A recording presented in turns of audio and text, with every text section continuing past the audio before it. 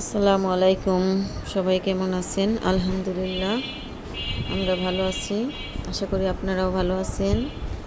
আজকে আমি দেখাবো পুরান ঢাকার গরুর মাংসের কোরমা।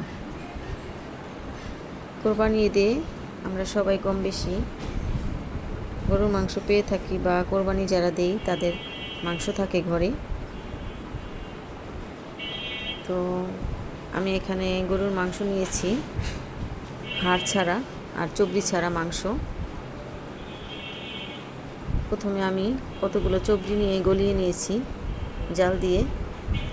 গলানো চর্বিতে আমি গরুর মাংস ঝরিয়ে রাখা মাংস দিয়ে দিয়েছি। তারপর এখানে এলাচ, তেজপাতা, দারচিনি, লবঙ্গ আর লবণ দিয়েছি। এভাবে জাল দেব কিছুক্ষণ।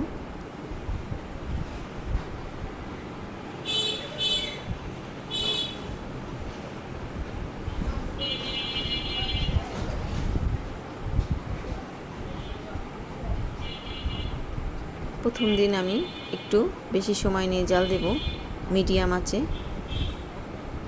তারপর প্রতিদিন সময় করে 2 বেলা জাল দিতে হবে, সকালে এবং সন্ধ্যায়। আস্তে আস্তে মিডিয়াম আঁচে জাল দিবেন। বলক আসলে নামিয়ে রাখবেন। এরকম করে প্রতিদিন দিতে হবে।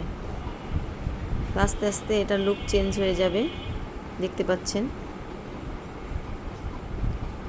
এটা হচ্ছে ফাইনাল লুক। এরকম করে হয়ে যাবে মাংসটা। ভিতরে নরম, উপরে লাল লাল কালো কালো রং আসবে। এই যে দেখেন, খেতে অনেক মজা।